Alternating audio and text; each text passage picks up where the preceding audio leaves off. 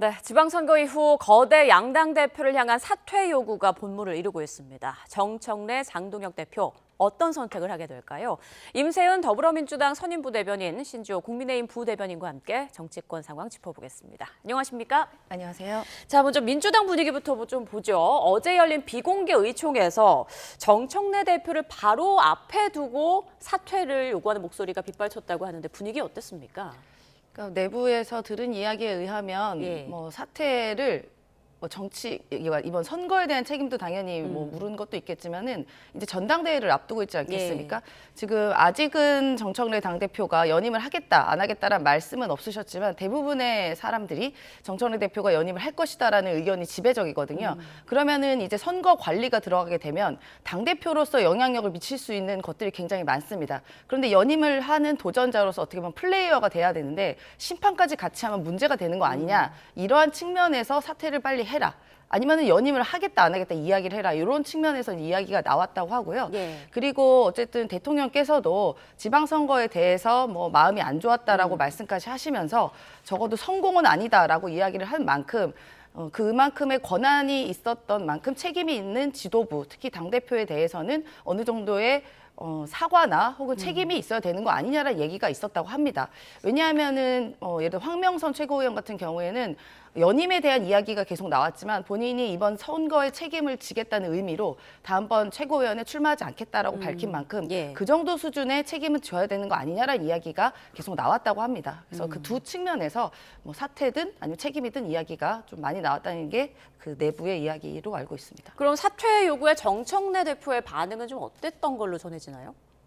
말씀이 없으셨다고 알고 있습니다. 그리고 아까 보시면 기자분께서 여쭤봤을 때 잘 들었습니다. 얘기를 하신 만큼 그 정도 수준으로 말씀하셨다고 알고 있습니다. 네, 지금 뭐 지방선거 결과에 대한 책임을 지라라는 목소리가 좀 뭐 많이 나오고 있는데 수치상으로는 국민의힘보다 나은 결과가 나왔는데도 지금 이런 상황이란 말이죠. 상대당으로 봤을 때는 좀 어떤가요, 지금 민주당 상황? 주요 격전지에서 지금 민주당이 패배했기 때문에 지방선거에서 사실상 졌다라는 평가를 좀 하는 것 같습니다.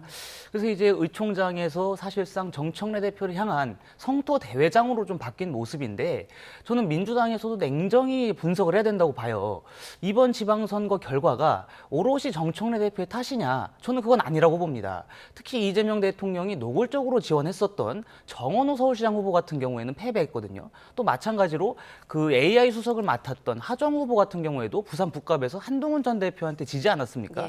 뉴 이재명이라는 기치를 내걸고 평택을 해 나갔던 김용남 후보도 패배했습니다. 그럼 여러 가지 재반상을 고려할 적에 과연 이번 지방선거 결과가 정청래 당대표 혹은 민주당 지도부의 전략 실패 때문에 이루어진 것이냐 아니면 이재명 대통령이 너무나도 선거에 과도하게 개입하고 지난 1년 동안 내걸었었던 여러 정책들 특히 부동산 실패 이런 것들로 기인한 것이냐 그걸 냉정하게 지금 파악을 해봐야 되는데 그렇지가 않고 민주당 내에서 너무나도 그 계파 갈등이 극심하기 때문에 그런 차원에서 좀 접근을 하는 것 같습니다. 그래서 지금 지난 8일이죠. 8일에 대통령이 기자회견을 하시고 10일에 정청래 대표가 냈던 입장이 정권은 짧다 이거였거든요. 저는 거기에 사실상 정청래 대표의 진심, 본의가 들어있다고 생각합니다.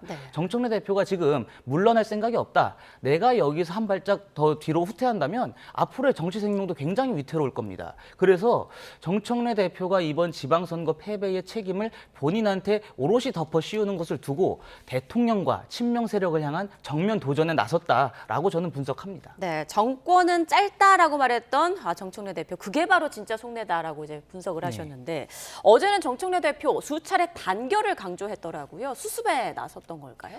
이 단결은 사실 뭐 어제 오늘 일은 아니고 저희가 당연히 집권 여당으로서 이재명 정부의 성공을 위해서 한 팀으로 당연히 잘 보좌해드리고 어떻게 보면은 이재명 정부의 성공을 위해서 함께하는 원팀 맞습니다. 그리고 그 이야기도 뭐 수차례 집권 초반부터 이야기를 했거든요. 당연히 지금 이제 1년이 이제 막 1년이 된 정부가 당연히 동력을 갖고 특히나 이제 여당의 힘을 갖고 이제 함께 저희가 꾸려나가야 되는 거니까 너무 당연한 이야기를 하시고 그동안도 수차례 많이 얘기를 하셨어요. 당연한 이야기이고요. 근데 다만 이제 이번에 뭐 정권은 짧다 요 문제로 뭐 저 말이 진심이냐 아니냐 얘기는 있었지만 저는 정청래 당대표가 그 여당으로서 여당 당대표로서 그동안에 있었던 진심을 믿습니다. 당연히 집권 여당의 당대표가 이 정부 망하라 하지는 않을 거 아니겠습니까? 그러니까 좀 과한 해석들이 좀 있긴 한데 이 원팀 강조는 어제 오늘 일이 아니었다라고 제가 다시 한번 말씀드립니다. 네, 그 수습은 잘 안 되는 분위기입니다. 정청래 대표에 대해서 뭐 정권보다 당권이 더 짧다, 야당이 할 법한 실언이다 이런 당내 비판의 목소리도 나왔는데 정청래 대표 SNS를 통해 또 1인 1표제 확대 필요성을 강조하는 등 이런 사퇴 요구에도 불구하고 연임 의지는 확고한 것 같습니다. 대의원 권리당원 1인 1표제에 대해서 당내에서도 비판이 많은 상황이잖아요. 여러 이제 논의를 좀 해봐야죠. 토론의 과정이 좀 필요한 것이고 우리가 지난 1, 2년 동안 계속 1인 1표제에 대한 여러 가지 각종 토론과 논의가 있었습니다. 당연히 민주주의고 우리 민주정당에서는 이런 소리 저런 소리 다른 의견들이 당연히 있는 것이거든요. 근데 1인 1표제는 뭐 많은 당원들께서 또 바라는 바이기도 합니다. 그런 부분에 대해서 당대표로서 약속을 한 걸 지키겠다라는 의지의 표현으로 저는 보고요. 그거를 마치 연임을 강행하겠다라는 거는 이 시기가 지금 참 묘하다 보니까 이런 우려도 있긴 한데 모르겠습니다. 이제 그 정청래 대표가 빨리 본인의 거취 문제를 표현하셔야 이제 본인의 발언에 대한 진실 공방이 더 이상 없을 거다라고 저는 보고 있습니다. 이제 김민석 총리가 차기 당권에 도전할 거라는 목소리가 많이 나오고 있는데 정청래 대표의 연임 가능성은 좀 어느 정도로 보고 계신가요? 가장 중요한 건 저희 당원들의 마음이죠. 당원들이 어떻게 평가하느냐가 가장 중요한 것이고 지난 당대표 선거 과정에서는 사실 그 대의원 혹은 그 의원들의 표심과는 다르게 당원들이 압도적으로 정청래 대표를 지지를 했거든요. 그래서 사실 저희도 당원들의 마음을 어떻게 갈지는 모르겠습니다. 아마 이번 지방선거에 대한 평가와 그리고 향후 이재명 정부가 어떻게 누구가 대표가 되면 도움이 되겠다라는 그런 판단 하에 이루어질 것이라고 생각하고 있습니다. 네, 자, 국민의힘도 지금 결코 웃을 수 없는 상황이죠. 원내대표 선출 이후 처음 열린 최고위 회의에서 지도부 총사퇴 주장이 공개적으로 또 나왔습니다. 국민의힘 분위기 심상치 않죠? 어떻습니까? 일단 기본적으로 이번 지방선거 결과 드러난 객관적인 수치는 명확한 거 아니겠습니까? 광역단체장에 있어서 12대 4라고 하는 국민의힘이 패배했다라는 저는 그것은 분명하다고 봅니다. 그렇기 때문에 이것을 두고 그래도 우리가 서울시장을 건졌고 최소한 15대 1을 주장했었던 민주당의 과거 그 오만한 행태와 비교했을 적에 우리가 선방을 하지 않았느냐라는 지점과 충돌을 하는 것 같아요. 하지만 저 개인적으로 좀 안타까웠던 점은 우재준 청년 최고위원이 그런 말씀하실 수 있다고 보고 조광환 최고위원의 말씀도 저는 일리가 있다고 생각합니다. 양측의 말이 다 지금 사실 설득력이 있는 상황이에요. 그렇다고 한다면 양측의 의견이 대립되는 거 아니겠습니까? 양측의 의견이 대립된다면 그것을 꼭 공개석상에서 이런 식으로 국민의힘의 갈등이 극심하다라는 것을 노출시켜야 됐느냐라는 좀 아쉬운 점은 있습니다. 김민수 최고위원이 말한 것처럼 이러한 부분은 사실 비공개석상에서 충분히 논의를 할 수 있었던 부분이거든요. 지금 국민의힘이 선거에서 패배했다라는 국민적인 생각이 강한데 그러한 와중에 당권 싸움에만 몰두하고 당내에서 저렇게 서로 간에 이전 투구가 벌어진다라는 인식을 사실 드리면 저는 굉장히 부적절하다고 봅니다. 네. 하지만 중요한 것은 양측의 의견이 다 맞는 상황이고 그것을 어떻게 슬기롭게 풀어나가느냐 그 차원으로 저희가 접근을 해야 된다고 봅니다. 자, 나이 차가 있지만 어쨌건 동등한 최고위원인데요. 뭐 미숙하다, 철없다 이런 언쟁이 오고 갔습니다. 이런 국민의힘 상황 좀 어떻게 보셨어요? 저는 제 귀를 의심했습니다. 어떻게 보면 같은 최고위원이고 우재준 의원 같은 경우는 88년생이에요. 30대 후반. 그리고 지역구 국회의원입니다. 제가 아무리 당은 다르지만 해야 할 말과 안 해야 할 말이 있는데 철없고 미숙하고 뭐 더 심한 말은 아까 비공개 얘기하셨지만 비공개 자리에서는 뭐 철없는 놈 뭐 이렇게 약 욕설 갖고 얘기를 했다는 얘기도 나오고 있거든요. 정말 이 수준을 제가 의심하지 않을 수가 없습니다. 어떻게 30대 후반에 그 젊은 국회의원 젊다고 하기도 좀 애매한 나이예요, 사실.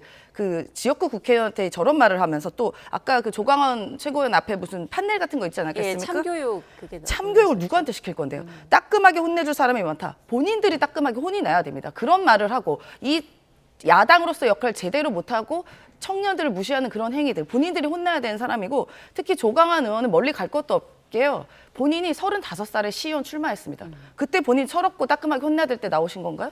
제가 그 같은 청년의 입장으로 전 청년도 아닙니다만 그 분노하지 않을 수가 없고 정말 좀 혼이 많이 나셔야 되는 분은 본인들 당사자다라고 말씀드리고 싶습니다. 그 우재준 의원은 친한계로 분류되고 조광한 의원은 이제 당권파로 분류되는데 이게 어떤 계파 갈등의 양상도 있다고 볼 수 있을까요?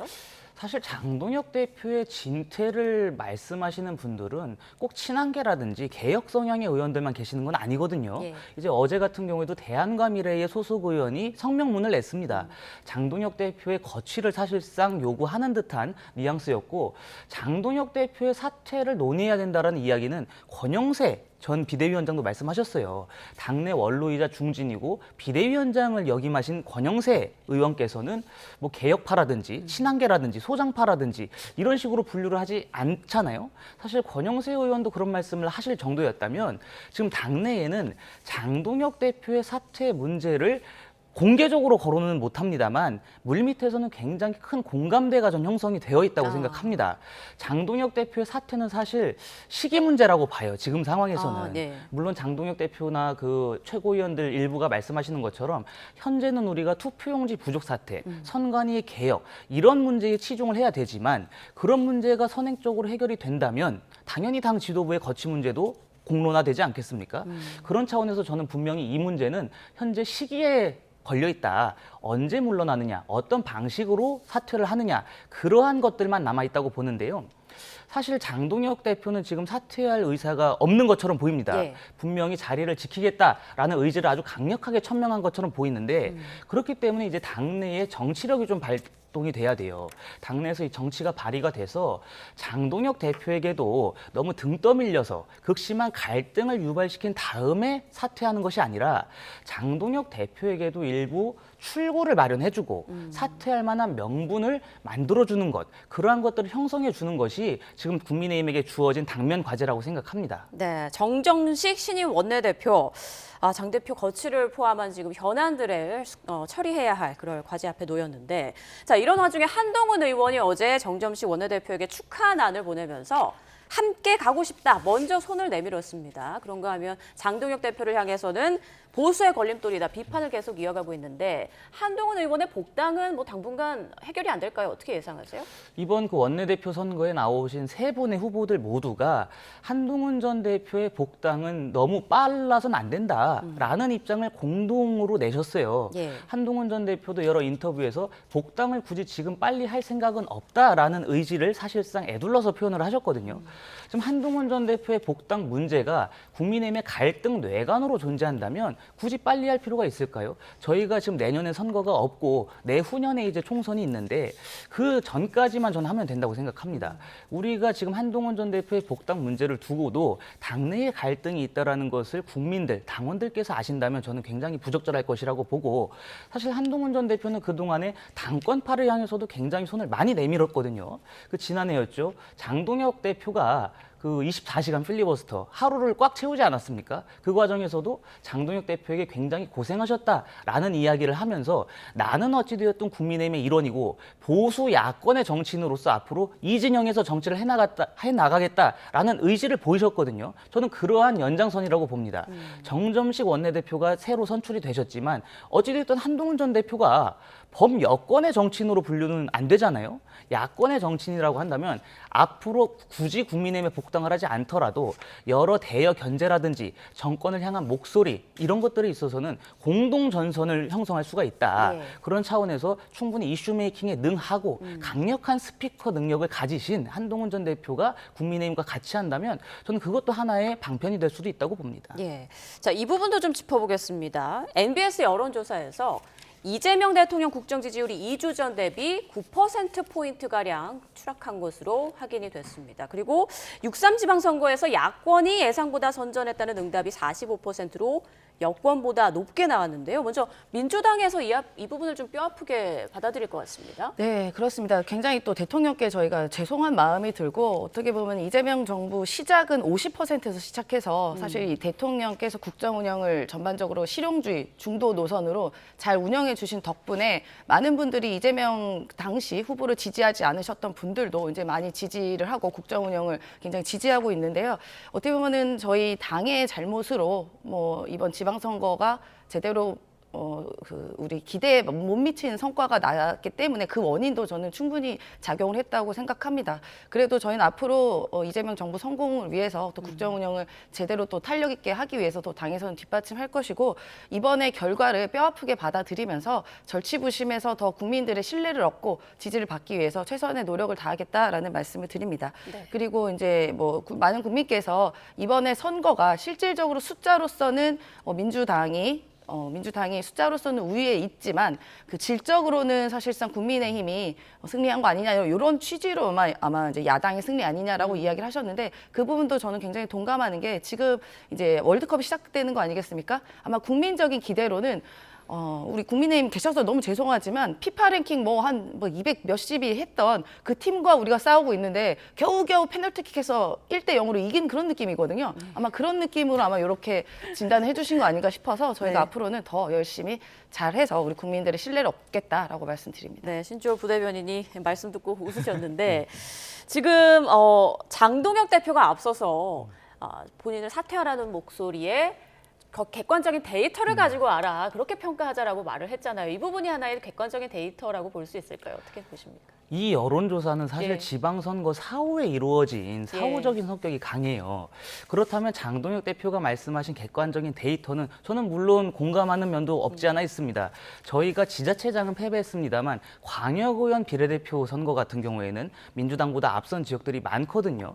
그런 것들을 볼 적에 객관적인 데이터상으로 국민의힘이 패배하지 않았다라는 주장을 하시는 것 같습니다. 예. 하지만 더 세부적으로 들어가서 보자는 거죠. 특히 오세훈 서울시장 후보 같은 경우에는 장동혁 대표와 단 한 차례도 공동 유세를 하지 않았습니다. 그리고 평택을의 유이동 의원 같은 경우에도 장동혁 대표가 지원 유세를 간다고 하니까 거부를 했고 최근에 그 신상진 성남시장 그 당선자 같은 경우에도 인터뷰를 보면은 장동혁 대표가 지원 유세를 간다고 하니까 오지 않는 게 도와주는 것이다라는 이야기를 애둘러서 했다고 해요. 그런 거를 보면은 객관적인 지표상으로 분명히 국민의힘이 선방을 하고 이번 선거에서 승자도 패자도 없는 약간 애매한 상황이 되었습니다만 국민의힘이 사실상 선방을 할 수 있었던 가장 큰 요인이 무엇이냐?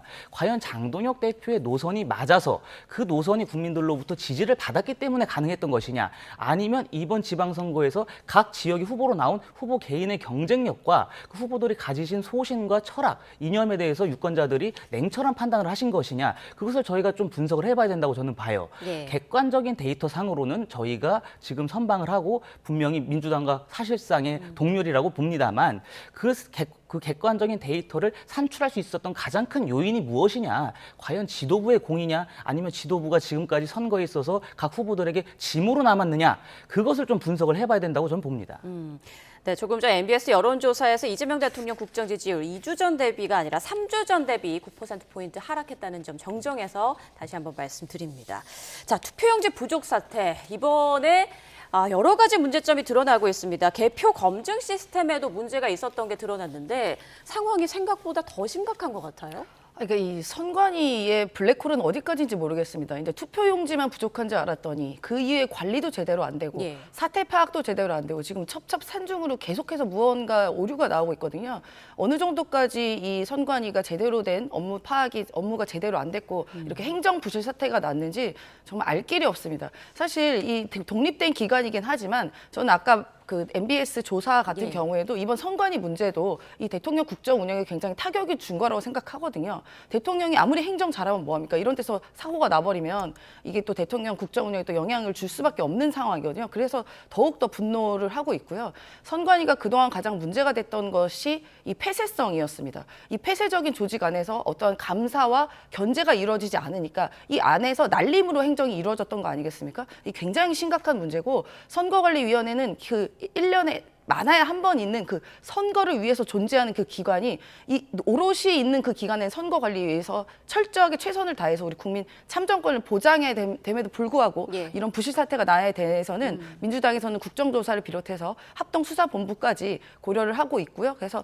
철저하게 다시는 이런 사태가 나지 않도록 발본색원해서 해체 수준으로 이 선관위를 개편하고 조직을 개편하는 등의 조치가 이루어질 것이다라고 말씀드립니다. 네, 선관위 이런 부실 행태에 대해서 여야가 한 목소리로 힘을 합쳐서 사태 해결에 좀 나서기를 국민이 바라고 있을 텐데 지금 국정조사 필요성에는 공감대가 이루어졌지만 세부적인 내용에 대해서는 의견이 좀 엇갈리는 것 같습니다. 특히 특위 구성을 놓고 국민의힘에서는 야당 주도로 이루어져야 한다 이렇게 좀 주장하고 있는 상황이에요. 그러니까 지금 최소한도로 이 국정조사 특위에서 여야 동수의 위원으로 구성을 하고 위원장 같은 경우에는 야당에 맡겨야 되지 않느냐라는 게 국민의힘의 주장이죠. 예. 그것이 사실 맞죠. 왜냐하면 선거라고 하는 것, 특히 피선거권자로서 유권자의 선택을 받기 위해 출마하는 것은 민주당만 나가는 게 아니에요. 국민의힘도 선거에서 당선되기 위해서 출마하는 거 아니겠습니까? 그러면 선관위의 부실 선거, 선거관리 부실 이것에 있어서는